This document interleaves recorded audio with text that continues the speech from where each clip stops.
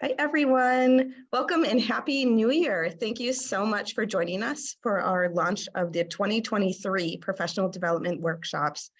And with our first session of the year, Can You Really Transform a Company Culture? The Duluth Chamber is very grateful to provide these offerings free of charge to our members because of the generosity of our sponsor, the College of St. Scholastica Stender School of Leadership, Business, and Professional Studies. So before I go ahead and introduce our speaker, I would first like to invite the Dean of Strategic Development at the College of St. Scholastica, Rick Rivor, up to provide a few remarks on behalf of their sponsorship. Thanks, Rick. Yep, thanks, Chris. And again, Happy New Year to everyone. I'd like to thank the Chamber team for offering this series, and the Stender School is delighted to sponsor it. A quick update on the college. We are launching a new master's in healthcare administration degree this month, and we are also enrolling students for a January 17th start in our MBA in Leadership and Change program, which attracts professionals from a variety of industries. If you have any questions on those programs, I'm happy to answer them for you. Finally, thanks to Tim Krieg for presenting today. Thanks so much, Rick, and I appreciate your sponsorship, of course, and for joining us this afternoon. At this time, I have the absolute pleasure of introducing to you our speaker today, Tim Krieg. Tim is the president and principal coach of Reform Consulting Incorporated. Tim works to equip business owners and leaders to increase organizational effectiveness and value, and that's why you're here today. He's an award-winning facilitator and coach, and this is a perfect opportunity to kick off your business year with this valuable insight. As always, we encourage your participation and engagement in the webinar. You're welcome to ask questions on audio or video or pop them into the chat and we will get to them. Otherwise, there will be some time for Q&A at the end. So thanks, Tim, for joining us, and take it away. Great, Chris and Rick, and it's just a great opportunity to have this chance to get in front of other chamber members and to speak on this very important topic. Of course, in a 1 hour period of time, we're only going to be able to scratch the surface on this topic of changing a company culture. So we're going to be moving fast and at a high level. So my apologies for that. But what I'm really excited about is the opportunity to introduce you to a couple of my clients who are going to tell you about their story of dealing with culture change. I've scripted my comments and I'll be referring to those in order to be able to help manage our time effectively, because I really want you to be able to have a lot of time with my clients. So it's my intent and sincere hope that by setting some foundational context on what culture is and what influences it, followed by giving you an opportunity to hear from one of my clients who will share their remarkable journey, one that continues today, about the transformation that they've made in their company culture and the impact that it is and has had, will bring value and inspiration to each of you as you seek to either create, enhance, and or transform the culture within your organization. So let's begin by defining what culture is. Culture consists of a set of desired standards in the form of values, beliefs, expectations, environment, and norms.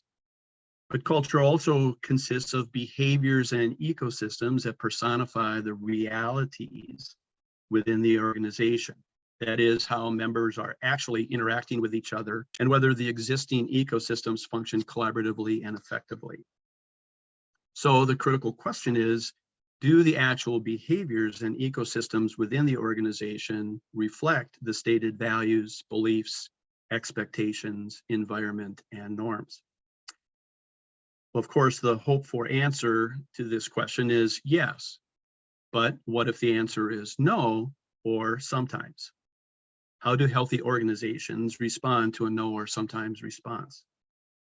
Well, they address employee concerns proactively and internally before employees feel that they need to raise the issues either externally or manifest their concerns internally in some unhealthy fashion, such as through disengagement.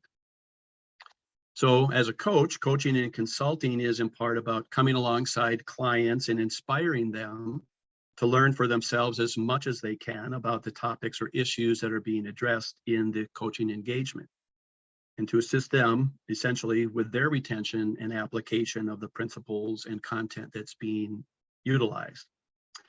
So when Chris sends you a copy of today's PowerPoint presentation, she's also going to be sending you a copy of a Harvard Business Review article entitled, "What is Organizational Culture and Why Should We Care?" so that you can supplement your current knowledge and understanding on the topic of organizational culture if you choose to.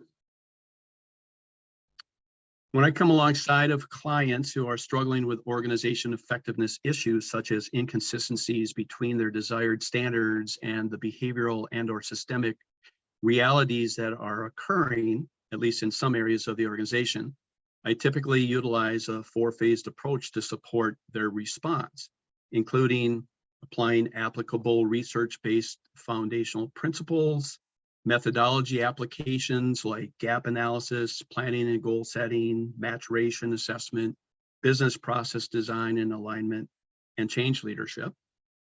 We also obviously look at leadership development and team cohesiveness and effectiveness. And we also look at the overall effectiveness and development within the organization in the form of execution and how well is the organization executing on their strategies. When dealing with culture-based issues, the first foundational principle that I introduce is this employee engagement continuum that applies Maslow's hierarchy of needs to levels of employee engagement. Research on this topic validates that if an employee's perception is that their survival or security within the organization is at risk for a variety of potential reasons, they likely are disengaged in their work. Therefore, determining whether these two areas of demotivation are present and then mitigating them is a critical starting point for addressing cultural issues. Research also validates that engagement likely begins when an employee feels a genuine sense of belonging in the organization. So determining if and how an organization is creating this sense of belonging is also a critical strategy for creating and sustaining a culture of engagement.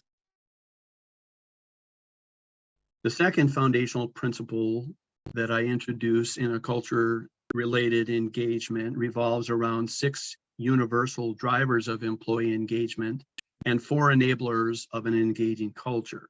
We're going to survey you in a little while to see which of these drivers and enablers are strengths within your organizations and which, if any, are areas that your organization needs to focus on more deliberately. So be ready. The 6 universal drivers of employee engagement are, as seen here, concern for employee well-being, caring, competent, and engaging senior leaders, effective managers who keep employees aligned and engaged, effective teamwork at all levels, job enrichment and professional growth, and valuing employee contributions. And complementary to those engagement drivers are 4 key enablers, and they include a strong strategic narrative or compelling vision of the future within the organization. Once again, engaging managers, employees feeling as if they have a voice and a sense of being heard within the organization, and a state of organizational integrity or self-governance to a set of guiding principles. The third foundational principle revolves around 6 universal priorities that research indicates are critical to employees in establishing a sense of belonging within the organizations and the cultures that they are a part of. Each priority area has a critical question that employees typically ask themselves, and they are trust. Do I trust them? And the reference to them in all cases, and as we look at these questions, include leaders, managers, team members, coworkers. So it's a broad base of people that we have to look at. The second universal priority is around caring environment. Do they care about me? The third is around effective communications. Am I informed and do they listen to me? Fourthly, opportunities for achievement.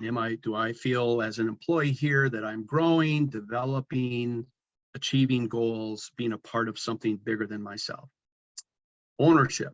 Do I feel like an owner? And generally, those references are related to opportunities for input, involvement in decision-making, opportunities to share tangibly in successes that the organization is having, those kinds of things. And lastly, fit. Do I fit? And these are related to, do I share in the vision that the organization has? Are my values and beliefs aligned with what the organization's values and beliefs are? Are my competencies a good fit in terms of the role and responsibilities that I fulfill within the organization? So that's just a very quick outline of some foundational principles. And now what we'd like to do is to take a few minutes and survey you and to see how you respond to some of these questions relative to the priorities and the universal engagement driver. So I'm going to turn it over, Chris, to you to facilitate the survey.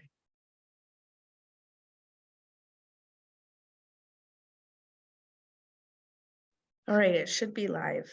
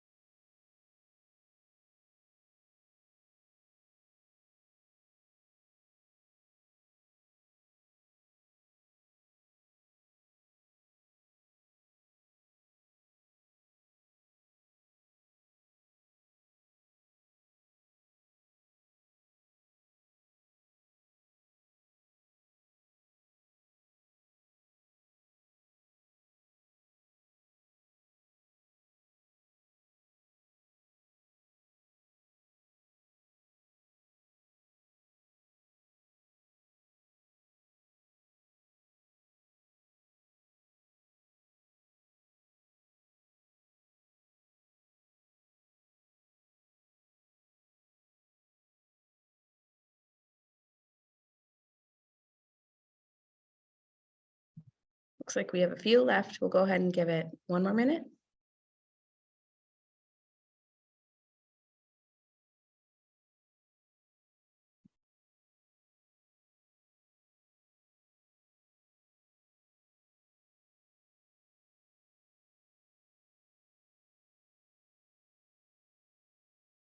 All right, I'm going to wrap it up and I will share the results with you, Tim, or with everyone, so you'll be able to see it. Yeah, thanks.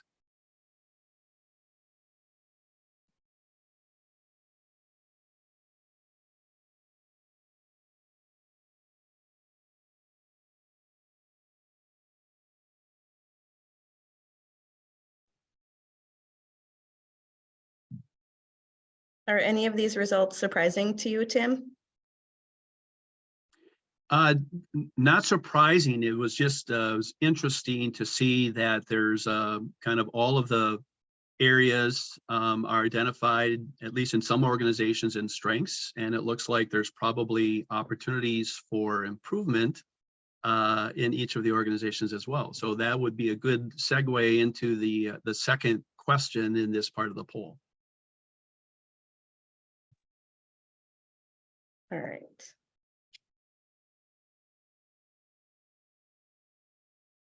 So share the second poll, correct? Yes, please.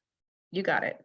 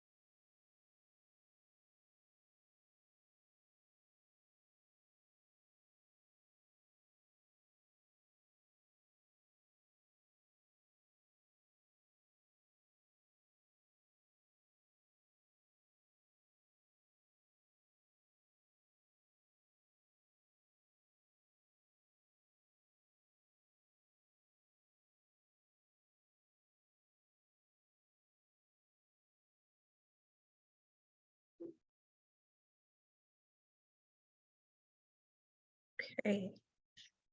I'm going to go ahead and close it out and share those results.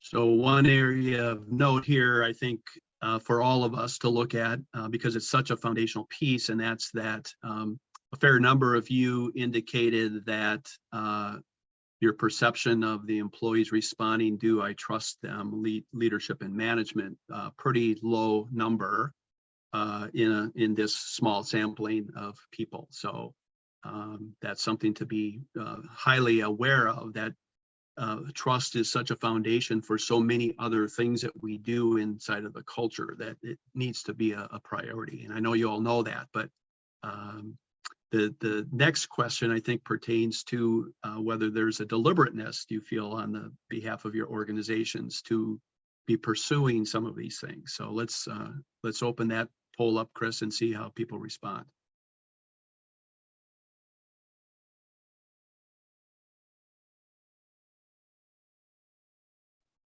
I have the 2 polls, Tim.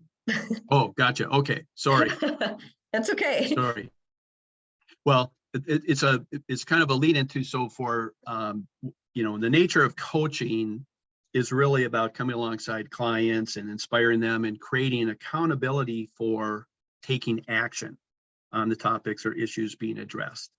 So when Chris sends you a copy of the PowerPoint, in addition to the article that she's going to send you, we're also going to send you a coaching exercise that I've put together, so that if you choose to, you can begin creating an action plan to respond to your answers to these survey questions. Okay, so thank you all for taking some time and participating in the poll. Okay, let's talk more now about the engagement itself with peer. So in a few minutes, I'm going to introduce you to my clients, and they're going to share highlights of their journey of changing, transforming really their company culture. But before I introduce them, allow me to provide you with some contextual background on the coaching and consulting engagement with them, and hopefully that's helpful to setting context for the content that they're going to share with you. Oh. Having a little trouble advancing my slides here.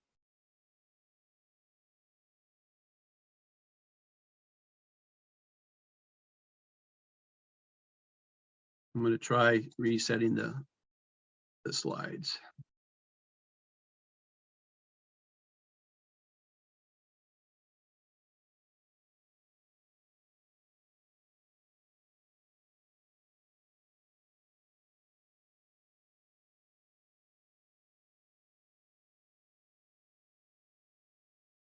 Okay, here we go.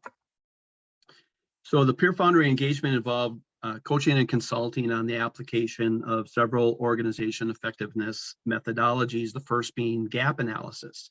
This methodology, is illustrated here, entails gaining clarity of the client's desired future state, meaning their vision, assessing their current state, looking at their capabilities, effectiveness, cohesiveness, and then determining the magnitude of the gap between where they want to get to and where they are starting from currently.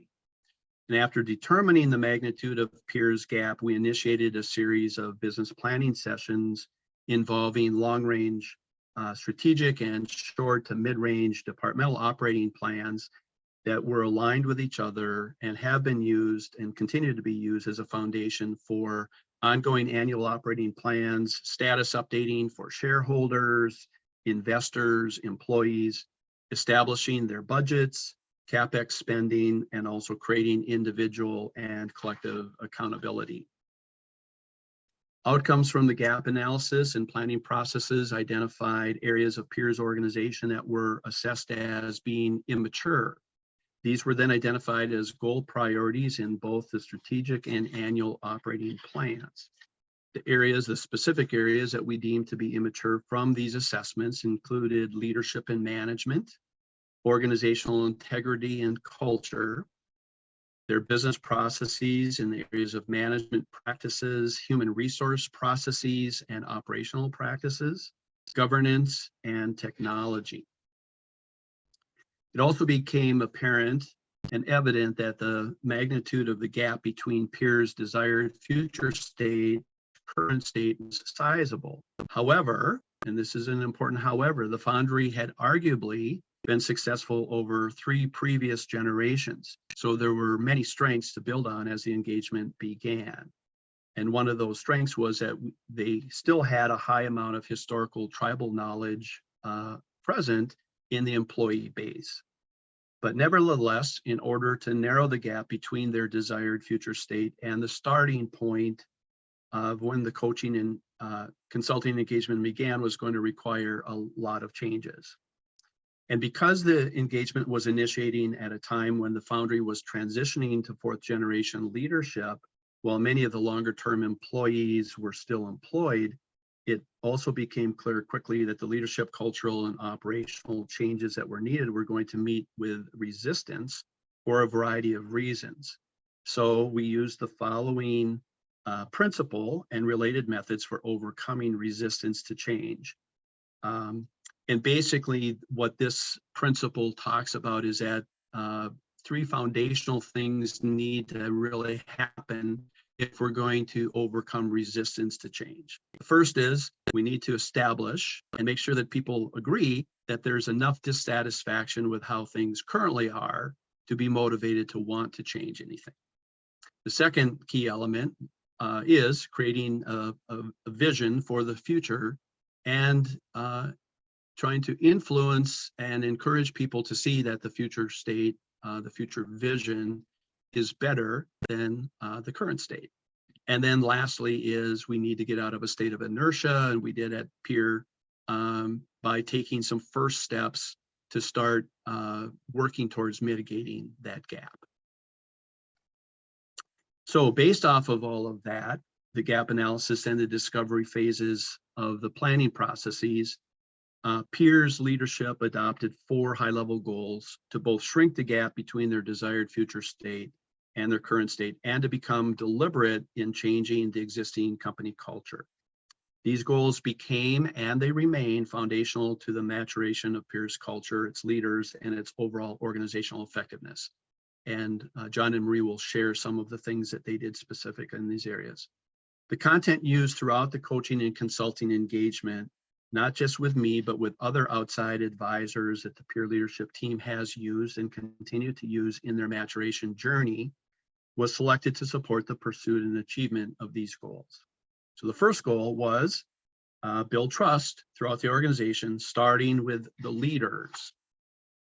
And so the way that we did that was we had all of the leaders that were present at the time take some leadership assessments, and we created a leadership profile. We identified likely areas of synergy between their profile and their behavioral tendencies.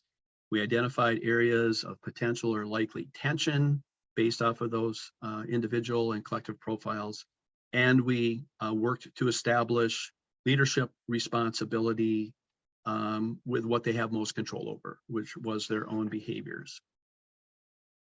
Second goal was to identify and mitigate the root causes of the wide and varied conflicts that were occurring regularly between individuals, departments, and in the various business and operational processes. And this is just an example of some representative potential root causes of tension within organizations, and many of these were present within Peer when we began the engagement. The third goal was to greatly improve how people engaged and communicated with each other, again, starting with leadership team members.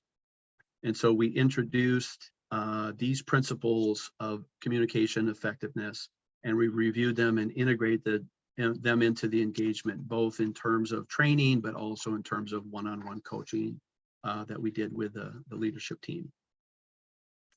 And the fourth and final goal was to improve cross-functional collaboration to drive efficiency, improve effectiveness and quality, eliminate waste, increase consistency and pace, and eliminate what I lovingly refer to as the whip it over the wall syndrome.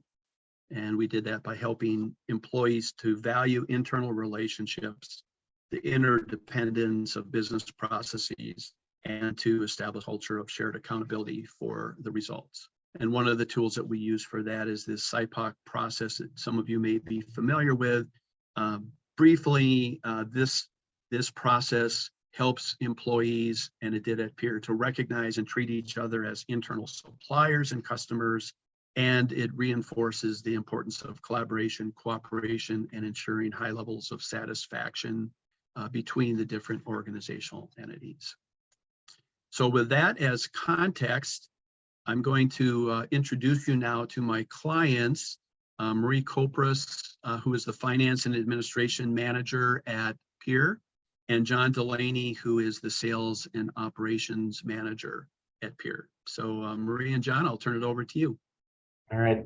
Thank you, Tim, and thank you guys for taking the time to listen to our story. I'm John Delaney. I oversee the production, sales, and quality aspects of the Foundry. I'm Marie Kopras. My job and responsibilities at Pure Foundry is to oversee the finance, human resources, and customer service aspects of our business. So Pure Foundry is a fourth generation family-owned business located on the banks of the Mississippi River in downtown St. Paul.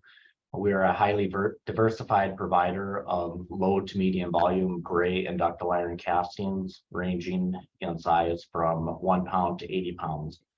A few of the many industries we serve are agriculture, heavy duty truck, construction, medical, and pumps and valves. We've been pouring iron in this location since 1889. We consider ourselves to be 133 years young. In 2006, the baton was passed to the fourth generation. During this time, there were a lot of employees from the father's generation retiring. This created a lot of gaps in knowledge throughout the company. Our new president realized the potential for growth and increased sales, and that it would require a lot of investment to address the needs in people, processes, and facilities. Here are a few of our organizational development and cultural constrainers. Some we recognized right away, and some took us time for us to clearly see and understand. With the change in leadership, we saw generational differences in work and behavioral expectations. Our organizational strengths and weaknesses were unclear. We had a young and inexperienced senior leadership with an average age of about 33. We had high levels of mistrust and micromanagement. We struggled with ineffective delegation. Our management focus was on hours worked versus results achieved. We lacked clarity of our ideal customers and industries and struggled with immature businesses and operational processes. We lacked real clarity with siloed areas of expertise, creating an unhealthy information as power culture. And we struggled with a poor safety record. In recognizing some of our constrainers, we needed a clear starting point. For us, what we looked for was outside assistance in both our organizational development coaching and in industry experts. We then spent time reinventing ourselves. Who are we and who do we want to be? What is our market? What type of customers do we best serve? What processes do we need to develop to meet our sales goals? How do we improve our safety? Our safety programs are on paper, but weren't ingrained in our employee culture, which showed in our workers' compensation experience mod rate, which was over 1.61 at its highest. That's ouch.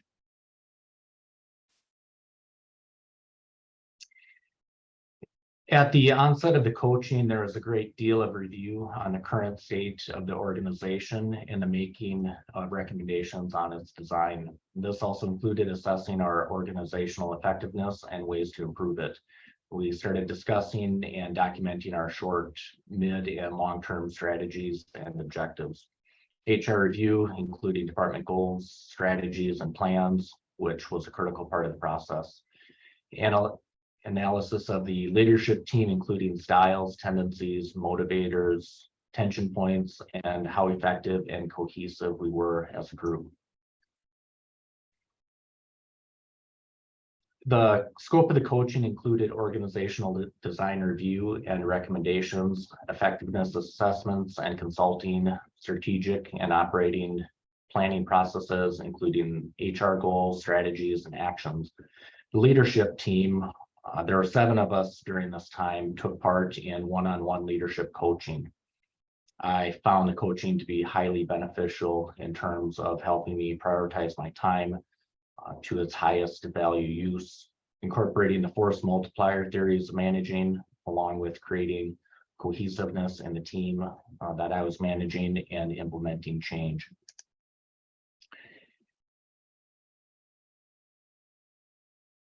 Here are the mission, vision, and values we developed early on in the coaching process. They remain today. The mission and vision is the future we're striving to achieve each day. Our mission is to be a leader in the industry by consistently providing superior quality castings on time at a competitive price. Our vision is to be a highly valued customer, to be the supplier of choice, and to be the employer of choice, with values that are important to us, such as integrity inside and out, and the work hard, play hard mentality. Here are a few more high addition or high level goals. While these goals are important, they are ultimately outcomes of a much larger and complex system. Where a lot of our daily efforts go is to improving our efficiency through process improvements, customer tooling setup, and capital projects. The improvements that we've made from 2011 to 2021 contributed to taking our annual sellable tons per person from 36 tons to 65 tons per person, and that includes everybody, admin on down to the employee. And during the same time, we also improved our metal utilization from a 45% yield to a 53% yield.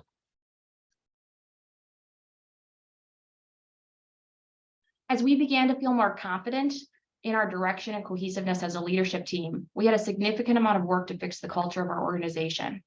Focusing on top down, our next step was to establish trust and cohesiveness with the middle management team. While our attention was on our future state goals, our middle management was struggling with our culture of mistrust, ineffective delegation, and communication to them from us, and difficulties managing through changing leadership.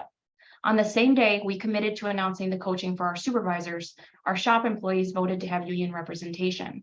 Our leadership team made the conscious decision at that time to stay focused on our commitments to living up to our new mission, vision, and values, regardless of whether we were a union or non-union shop.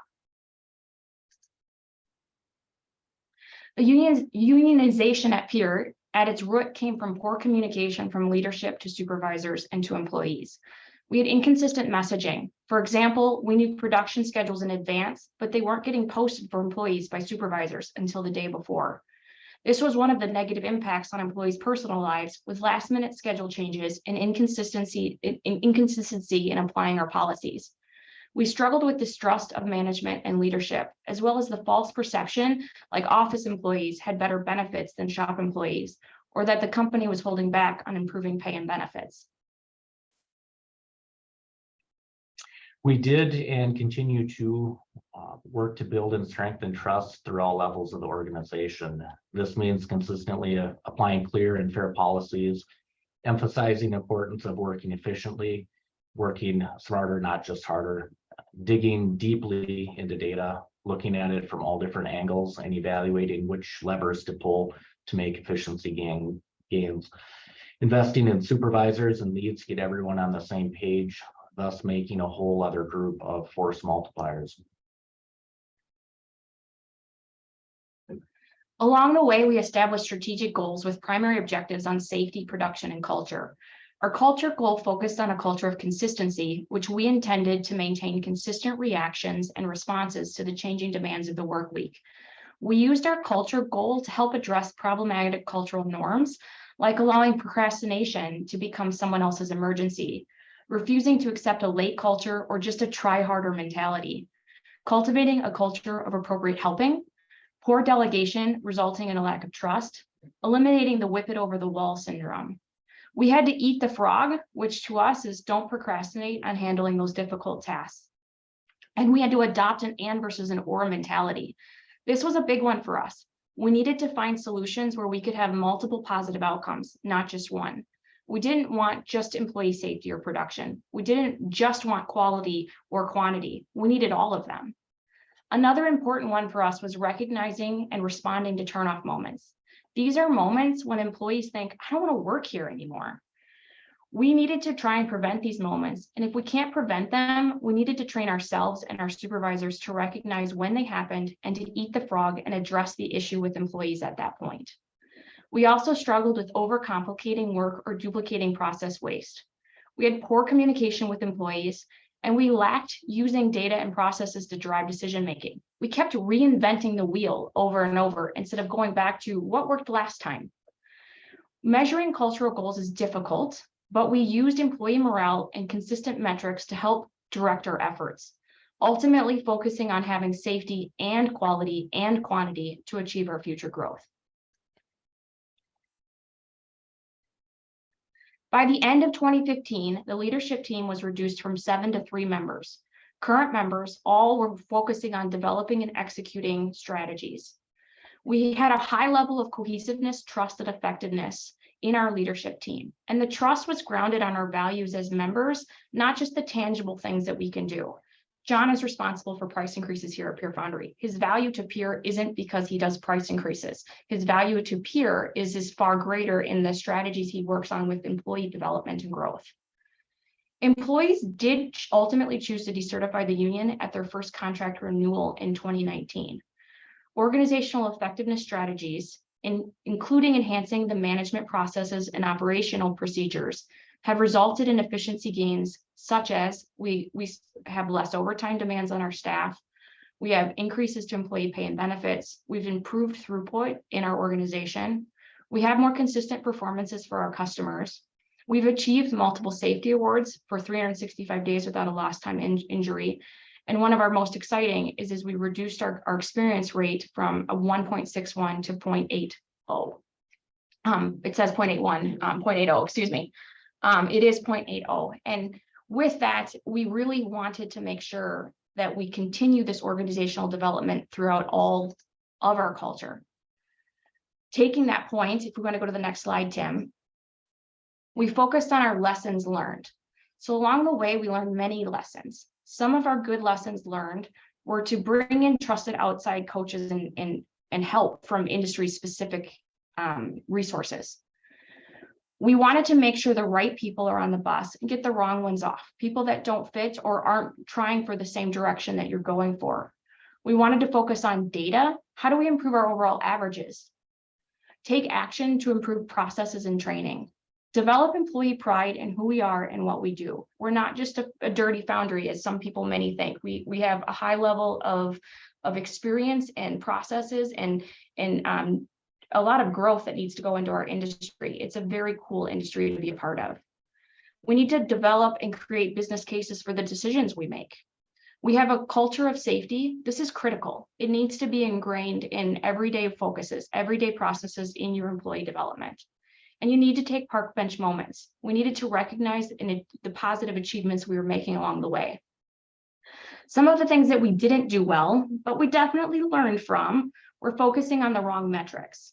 In our case, we focused on poured tons versus the sellable tons, the product that actually makes it to the customer. Be careful what metrics you pick, as employees will focus on what you incentivize or track. And so making sure that you're using the right metrics that work for your business is critical. Making decisions based on customers and not on what is in the best interest of the company and employees is a mistake. Focus first on on what is best for your company and your employees. At the end of the result, that should line up with what your customers need from you and how you can best serve them. Adding people to fix the problem without the processes in place to support people. Lack of communication with employees and conflicting management styles creates an environment of chaos. So we are not a finished product. We recognize the need to always be growing and thriving towards our end state. We are a work in process. We need to keep treating hurdles as lessons to be learned from and not just failures. We need to continue communicating with employees. There's never enough. Make yourself available, do newsletters. The more communication, the better. Now that we have a strategic direction and have made a cultural shift at the leadership level, we've recognized the need to continue training and coaching with mid-level managers and supervisors to reinforce these cultural changes. At the end of the day, this is a small little snapshot of the journey that we've been on for many years now, and we're hoping that it's helpful in the start of whatever journey you're at. We have a long way to go, but we're proud of where we've gotten. Good, and I'm just going to chime in here that obviously having John and Marie here to share their story with you today, I hope has been inspiring for you.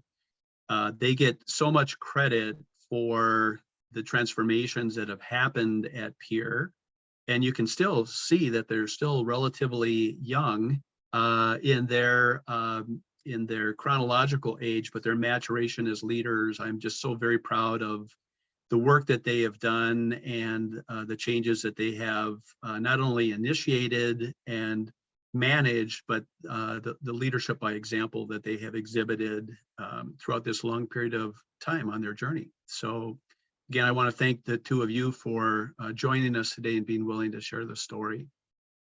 Yeah, and just a parting thought from me is really to reinforce what they just said, which is that they remain a work in process. They recognize that although they've come a long way, that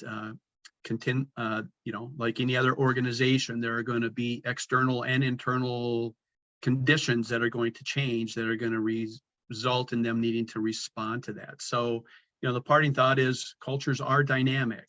They need to really be managed as a part of a continuous improvement strategy rather than a standalone initiative. And, the culture is something that we continuously need to be learning and developing within our organizations as we manage through generational changes, disruptors like COVID, or economic conditions that are happening. So with that, Chris, we'll open it up for questions. Yes, we will. If you have any questions, feel free to pop on audio, video and say it here. Otherwise, you're welcome to submit it in the chat and I can read it for you. I'll give it a few minutes. But maybe while I'm waiting, I'd like to ask you a question, Tim.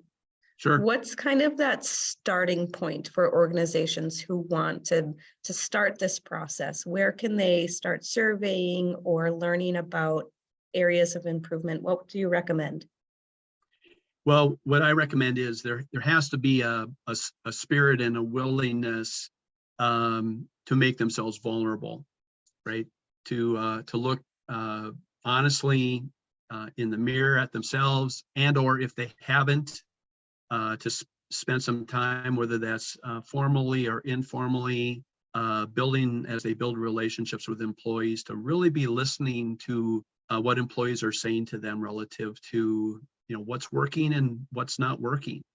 Marie and John mentioned that one of the things that they did in the very beginning was they had to recognize that we have a lot of capabilities, but these are things maybe based off of our maturity, maybe based off of we want to take it in some new directions, but they needed to be willing to look in the mirror, acknowledge the strengths that they had to build off of and the areas of development that they needed help with, and to invite people in. So I always like to say it starts with discovery, and that discovery you have to be willingness, and you have to kind of have enough resiliency to make yourself vulnerable and listen honestly to the feedback that you're getting.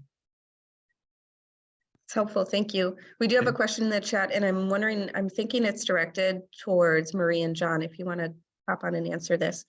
It says, how did you address unaligned employees who did not want to get on the bus, so to speak? We've used the analogy, it's like boiling frogs. When you're changing a culture, you just can't come in and try to ram through a culture change. you need to provide clear expectations and just fairly and consistently hold people to them, figure out why they're not, why they're not getting on board or what the issue is, and do it in a way that's respectful, but they also know that there's an expectation. Early on, the leadership team started out as 7 people and it dwindled down to 3. Those people self-elected out, and now it's just, at the leadership level, just that slow and steady pressure to build and improve and get going in the direction that we need to go. And we applied that at every level on down. I would add to that too, that I think that one of the things, and Marie mentioned it in her comments when she was talking about the unionization, and that was that, as the leadership team embraced the values that they were stating and that they recognized the importance of leadership by example, they created accountability for that. And it's really important that from a trust building standpoint all the way up, for people to be able to see that that management and leadership is modeling the behaviors that they're expecting everybody else to do. And the fact that they stayed on that journey even after employees decided to unionize. I mean, it would have been real easy for them to default into, well, then we're gonna go back and have an antagonistic relationship with employees.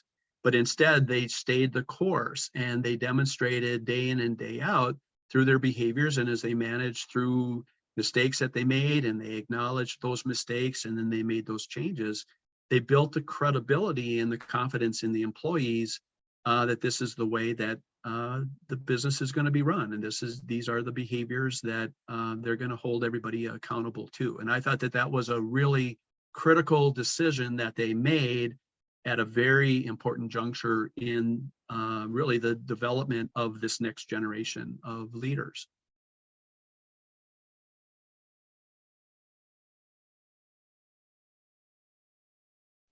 Tim, are there any key differences between implementing organizational and cultural change within a large company versus a smaller company? Well, I think that's a really good question, Chris. I think that the challenge, and from my own corporate experiences, having worked for some, fairly large organizations, and that is that it's difficult, to kind of dictate it from the top down. You need to have that direction from the top down, and you need to have the modeling from the top down. But I think the key to success with that is that each individual department, each individual area really needs to recreate that in their department. And so, as they mentioned, they were putting a lot of emphasis, rightfully so, because there were dysfunctions at the senior level. And so that was where the initial focus was. But the inconsistency in the messaging and stuff that wasn't, that was occurring was a result that the middle managers and the supervisors and leads weren't on board yet. And so they weren't creating and demonstrating in a consistent fashion the things that the senior leadership was planning to do. So I think that's, you got to have some champions in the organization who are going to continuously work with managers and leaders at each of those, however small a size that you identify in your organization as teams, it needs to be replicated over and over, and there needs to be accountabilities, in my view, performance management systems for people who are in leadership or managerial roles. There needs to be references in their performance feedback and in the rewards and recognition that they receive in terms of, are they following through and leading by example in those areas to help drive the culture within their area of responsibility. Thank you. Does anyone else have additional questions or comments you'd like to share?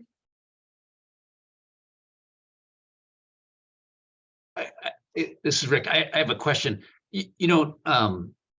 There's several, for organizations that are under financial strain, You know, I work in higher ed. A lot of higher ed institutions are struggling. Healthcare, you know, the largest healthcare systems in the state are losing money right now. Is any of this work, is it different when, you know, when you're faced with large financial challenges or not? Well, I think this is going to sound like kind of a truism, but I mean, if you want to get a return on investment, you have to make an investment.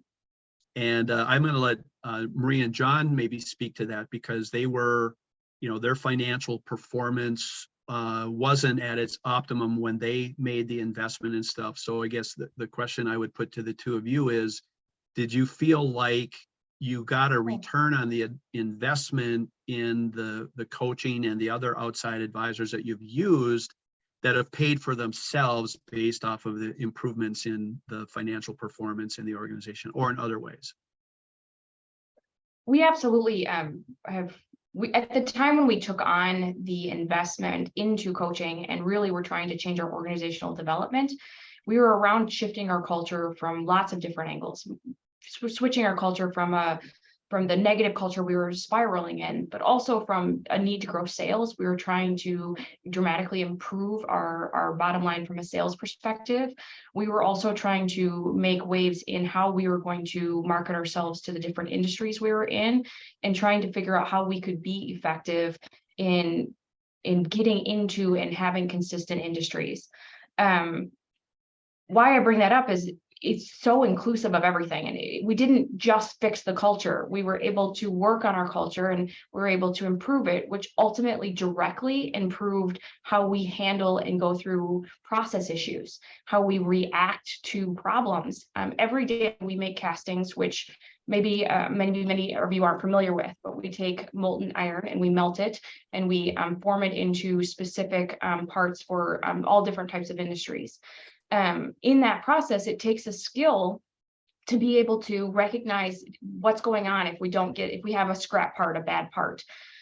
We really needed to be able to recognize the good and the bad, so to speak, and be able to have our employees come up with good ideas, good responses, to collaborate with one another, to not just blamestorm. We had a big culture of blamestorming.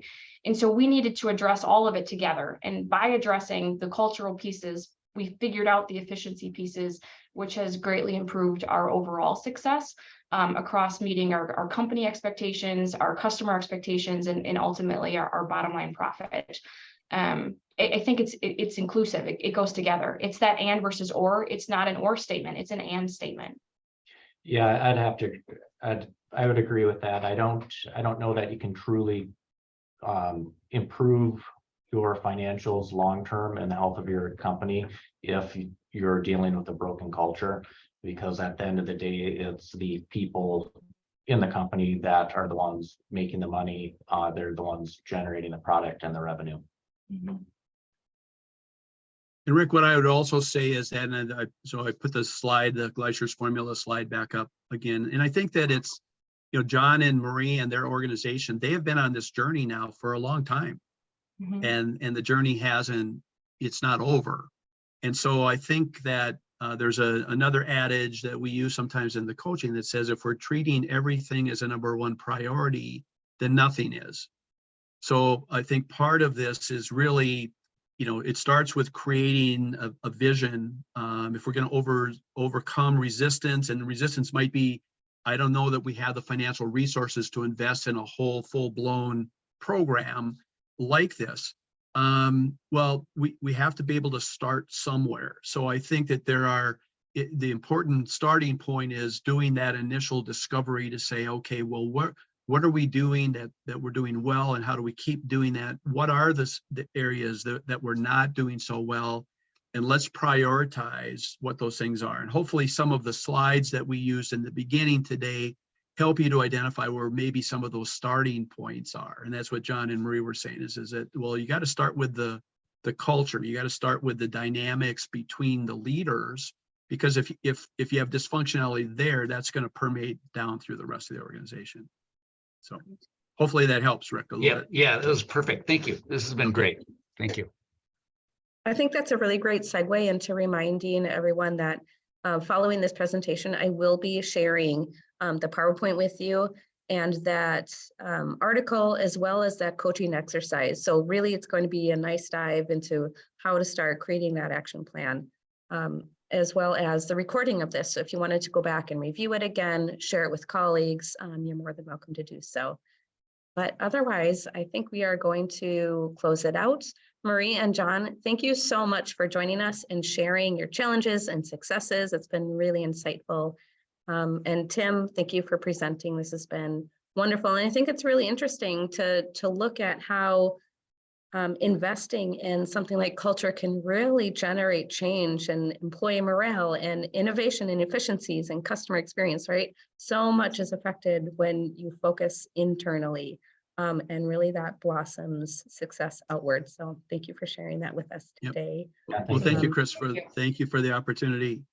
And Chris, Yeah. I noticed that there's a few other questions that are on the chat. So if we can capture those, I'd be happy to respond back or pass over to Marie and John for maybe responses back to those that are submitting those questions that we didn't get to. Right now, they're saying thank you. Oh, okay. Lots All of right. good kudos. So we appreciate you both. And thanks again to Rick and the College of St. Scholastica, the Stender School of Leadership, for your sponsorship of the series. And I hope to see you all at our next session. So have a good afternoon. Thanks. Thank you.